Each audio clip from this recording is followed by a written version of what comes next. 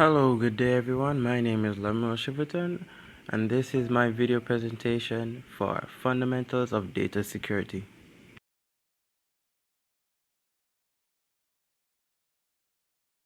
Inside of any network, there are several paths that are crucial to its proper function.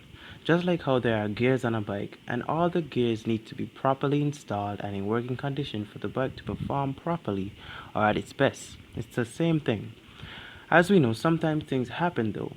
Issues arise and problems occur inside networking systems and inside of any organization. Here we'll discuss a few of these issues and address one or two ways in which we can address the problem and have our network system up and running again. The first of these issues will be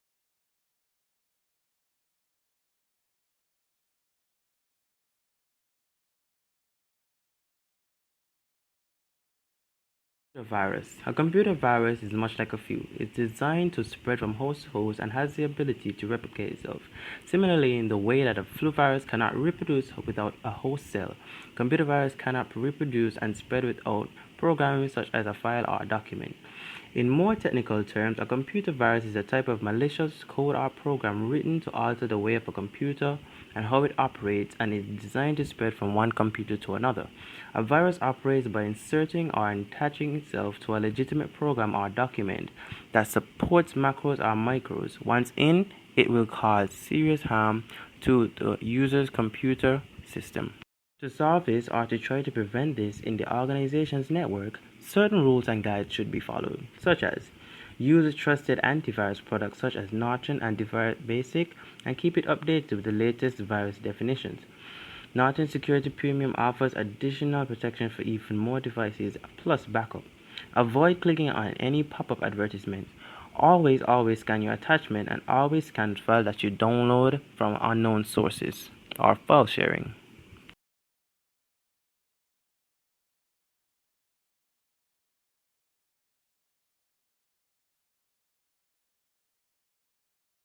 Secondly, we have the Trojan horse. In computing, a Trojan horse is a program downloaded and installed on a computer that appears harmless but is in fact malicious. Unexpected changes to the computer settings and unusual activity even when the computer should be idle are strong indications that a Trojan horse is active.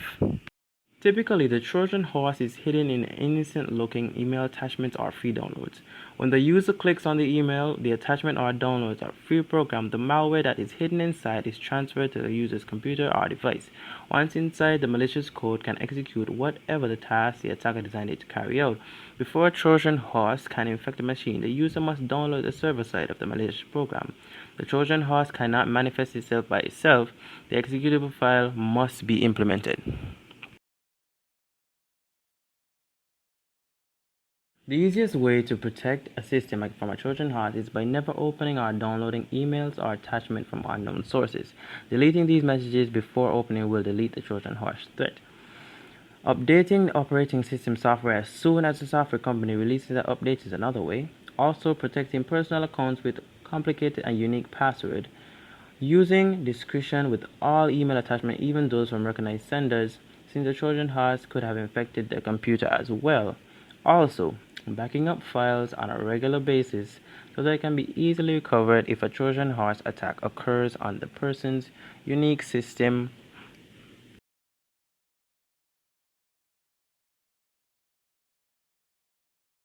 And DDoS attack. A DDoS attack tries to make a web resource unavailable to its users by flooding the target URL with more requests than the server can handle. That means that during the attack period, regular traffic on the website will either be slowed down or completely interrupted. A distributed denial of service (DDoS) attack is that comes from more than one source at the same time. A DDoS attack is typically generated using thousands, potentially hundreds of thousands, of unsuspected zombie machines.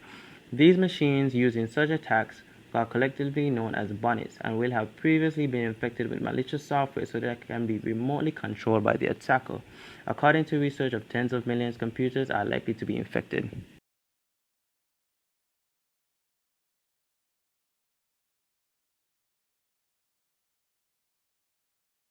We need to develop a denial of service response plan. The key elements of this remain the same for any company.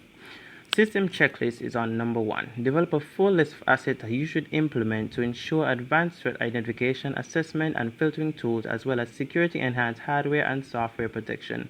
Make sure that's in place. Secondly, form a response team. Define responsibilities for key team members and ensure organized reaction to attack when it happens. Define notification and escalation procedures. Make sure your team members know exactly whom to contact. Include the list of internal and external contacts that should be informed about the attack. You should also develop communication strategies with your customers, cloud service provider, and any security vendors. Also, we should secure our network infrastructure. This includes advanced intrusion prevention and threat management systems, which combine firewalls, VPNs, anti-spam, content filtering, loading balance, and other layers of DDoS defense. Together, they enable a constant and consistent network protection to prevent a DDoS attack from happening. This includes everything from identifying possible traffic inconsistencies with the highest level of precision in blocking the attack. Objective number 2, create a process to maintain file security within your networking system in your organization. In this process, we will be creating tasks that will be taken and performed at different times in a year's time, maybe daily, weekly, or bi-weekly, etc.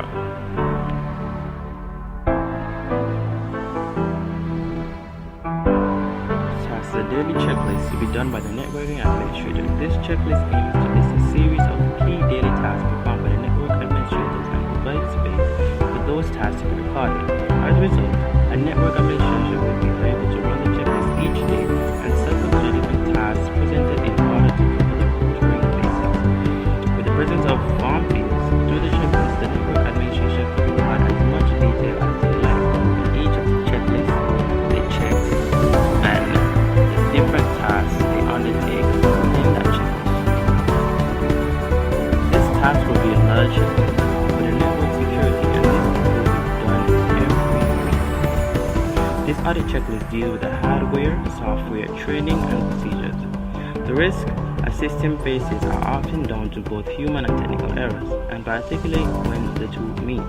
For this reason, an audit must look to go beyond and narrow focus on one specific area, and instead try to capture the overview of all the risks inherent in the system. This checklist has been engineered to be run internally within a large organization, but could equally be employed by a consultancy firm to be used in a client-based work. The next task would be a firewall audit checklist given to someone within the networking department of the organization. This would take place weekly as well. This is similar to the checklist we discussed earlier. However, looking only at firewalls is a much more specific analysis, and this process would be possible to be employed with larger and broader network security audits.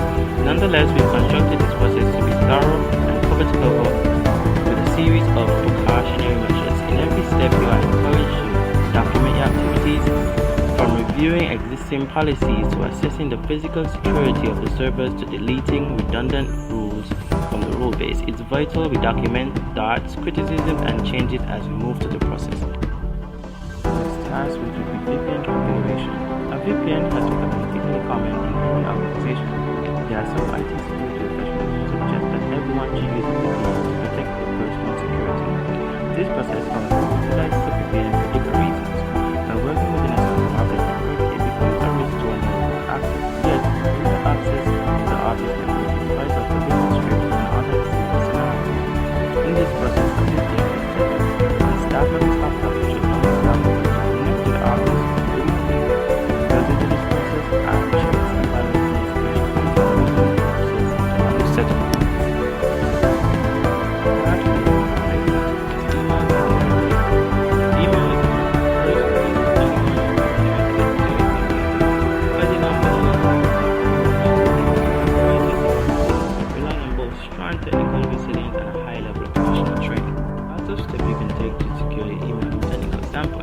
Enable SPF, enable DKIM, enable DMARC, and enabling CNSSEC. And we could include each of them and more within the checklist. There are acronyms galore with email security, so make sure you brush up on your ISPs and DNSs. Thank you very much, ladies and gentlemen. It has been a pleasure having you here. I hope you learned a lot during our little video, and have a great day.